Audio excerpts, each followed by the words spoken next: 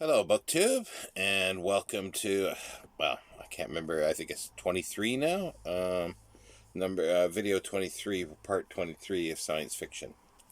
Now, we're going to look at two sort of major reference works, and then the last two will be sort of supplements to the uh, encyclopedia of, well, Encyclopedia of Science Fiction by John Clute and Peter Nichols. Um, and I'll get to those in a moment. The first is it's more of a checklist, but it's very useful because it's a dedicated bibliography. It is British science fiction, chronology 1478 to 1990 by Nicholas Ruddick.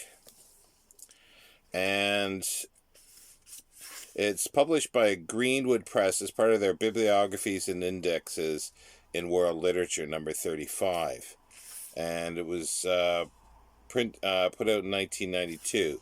Now, Ruddick says in the preface, this chronology traces British science fiction year by year from 1478, the birth of the author of Utopia, to the present, with a cutoff date of 31st of December 1990.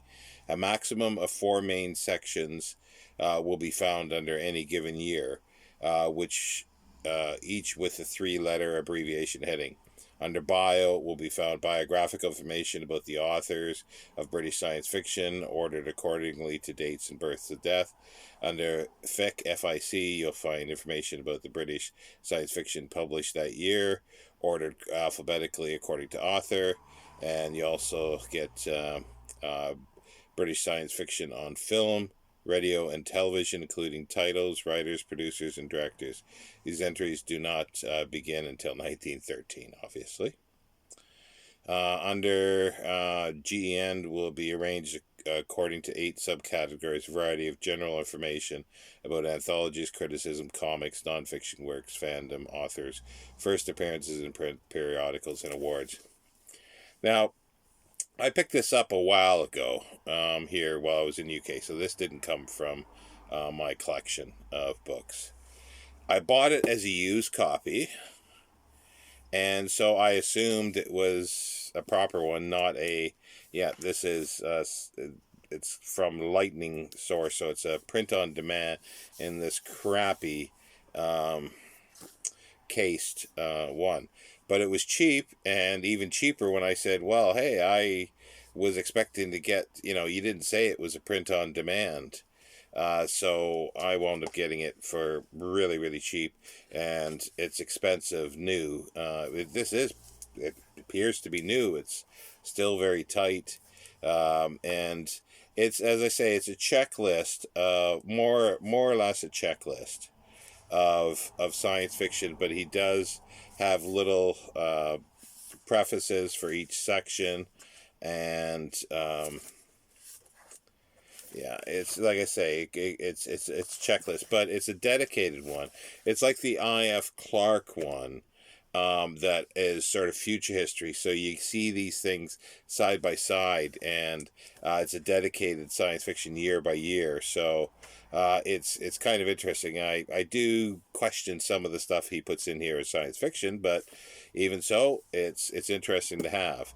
And Nicholas Ruddick, it was born in 1952. He's still alive. He Scottish, and he is currently an academic at the University of Regina in Canada, in Saskatchewan. And he's written a number of books on British science fiction and other science fiction material. I don't know too much of his material, but I would like to get, I think he's got a companion, like sort of would be a companion to this. It would be sort of a history of it to a certain extent, or a little more detail, and then this would be companionably. But his books are published by imprints that are upward, like this is like 60 or 70 pounds for this, and I bet it's going to be a cased reprint like this, which is ridiculous. And other ones are like over 100, 150, or 200 pounds new for his material. So, but another author another researcher, an editor, and um, well, I guess, yeah, science fiction historian or scholar, uh, whatever you want to call it, is Everett F. Blyer. This is science fiction in the early years. It's a big honking book. It is University of Kentucky, 1990. And it is something that I bought new in about 92-ish, I guess. It has some damage on it, as you can see, like little nicks here, so I got it cheaper because of that. But, anyway. It is, as I say, science fiction early years, a full description of more than 3,000 science fiction stories from earliest times to the appearance of the genre magazines in 1930, with author title and motif indexes. And it's with the assistance of his brother Richard J. Blyer, University of Kentucky Press. And it's quite substantial. It's not just a few words per item. There's quite a bit of text.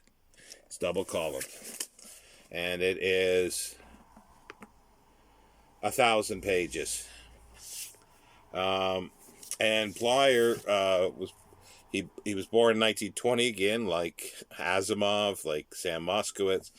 He died in 2010.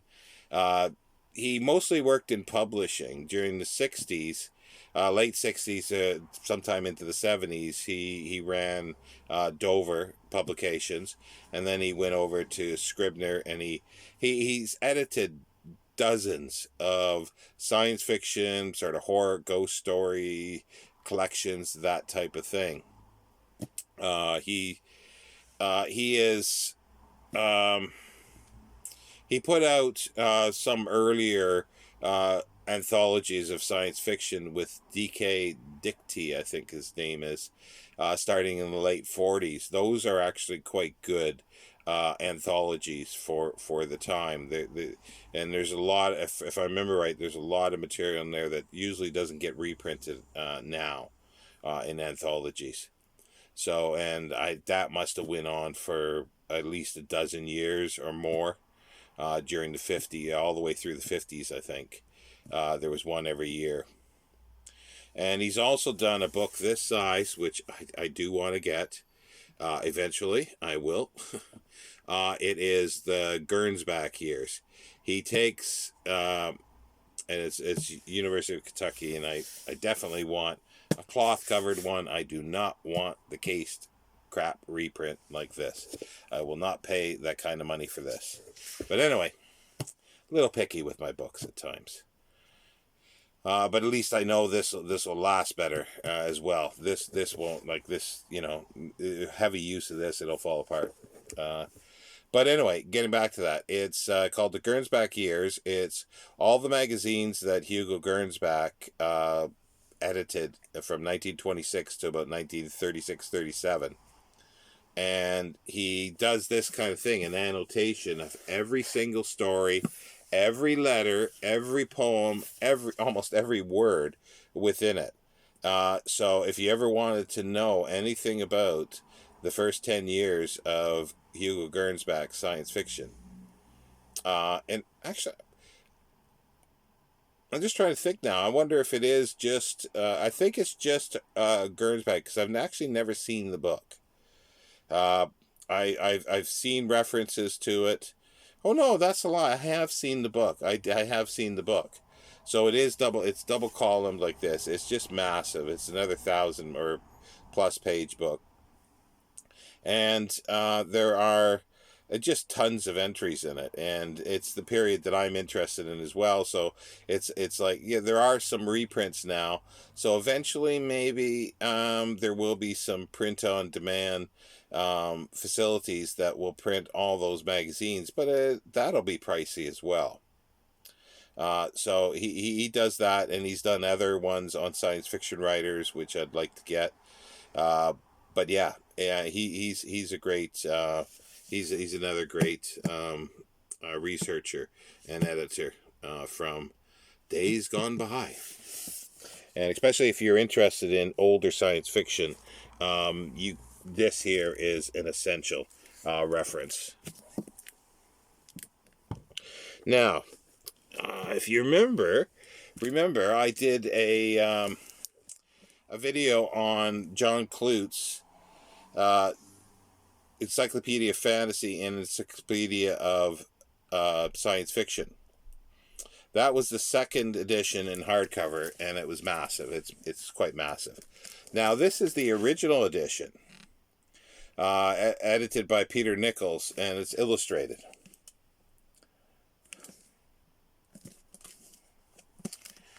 This was put out by Doubleday and Company in 1979. The general editor is Peter Nichols, and associate editor John Clute, technical editor Carolyn Erdley, and contributing editors Malcolm Edwards and Brian Stableford. Stableford shows up a lot. He was a science fiction writer, but also a science fiction historian as well. And has done a lot of stuff and contributions to items as well, and anthologies of early science fiction, or early British science fiction, a lot of it.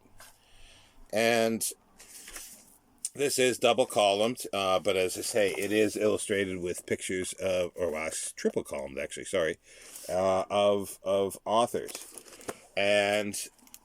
But it was shown to be, once it was published, that it was a bit out of date already, and there was a lot to be desired for this. But it's interesting because of the entries, but also too, the pictures. You get to see Damon Knight there, and so they decided to do that. Peter Nichols lived in Australia, and John Clute at that time, Canadian born, more or less academic, yeah.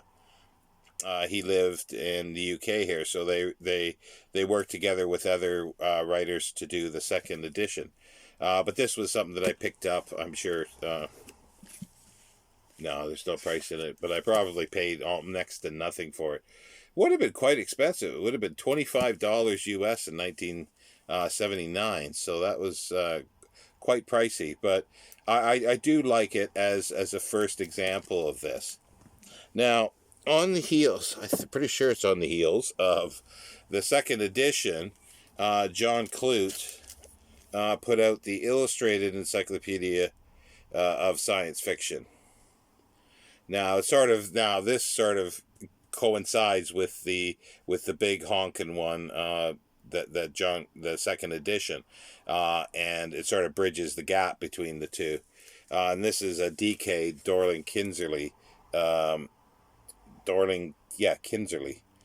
publication, and it's like a coffee table book. It's oversized, and it's brief. Oh boy. I just opened it up to Frank Herbert. It just opened up there and it's got the doomed effort for the film, for the David Lynch film, Doomed Effort. You can't really read it there, but it says, Doomed Effort. Dune reached the cinema screen in the mid-1980s in a film adaptation that spared nothing to achieve its striking visual effects, but unfortunately, perhaps inevitably, reduced Herbert's dense text to a melodrama. But yeah, it is, as I say, it is illustrated, so you got covers of books, which is really nice, with little insets. You got facsimiles of signatures. That was James Blish that you saw there. There's Andre Norton. It's quite nice. It's brief. It's very brief, but you can open it up and read little bits and pieces here or there. Like here's George Orwell and George Orwell's signature, as you can see. So it's another good one. So these like with the Anatomy of Wonder, the science fiction fantasy, the science fiction encyclopedia, and the fantasy encyclopedia, or encyclopedia of. Oh, get it back to front. With these and with these including the British science fiction or chronology, that is specifically obviously British, but the early science fiction one by Blyer. All these things are sort of, to me, a must essentials for reference material. Again, yes, there's the internet, and that's where you finish with that, and then you might, if you want to, look for a little more, or look for in other books, because I just find the internet too vast, and there's too much wishy-washy material on there, and it's really hard to find, especially if you're exploring. Yeah, I don't find it helpful at all, is the internet at all. And if I know exactly what I'm looking for, that's okay. Then I have a chance to find something. But a lot of times, too, I don't find anything on the author or the subject that I'm looking for because nobody has thought to put up a site about it. And, Wikipedia might have a token page that says diddly squat, basically. So I do like books. Yes, they do go out of date a bit, but that's where the science fiction encyclopedia that's online, that is updated. I don't know how long that'll continue, but that is a fabulous, fabulous resort, and its sister site for the fantasy. That is fabulous. That is worth using on the internet. But yeah, there we go. There's some more books, and there's still many more to come. I'm not sure if I'm gonna theme any of the other videos. I might just grab a handful and show what books there are, because a lot of them are sort of general histories. I do have a bunch of Heinlein studies. I've already showed a couple, or one, that Alexei Panshin from Advent Publishers, but I probably won't because, well, I want to reevaluate him, I guess. I've read most of his stuff in the past, not all of his short stories, but I do like his short stories. There's some really fabulous short stories that he wrote that I really like. Book-wise, I'm not too sure. I'd have to reevaluate them. And I've got a few things now, and there's about another 3 or 4 books that if I ever do a reevaluation of them, it'll be after I'll read through his material and then hit the supplementary material. And there's about 3 or 4 other books that I want to get in order to do that, and they're by authors that I trust. But there we go, book 2, and I'll be back shortly for another science fiction book video. Take care.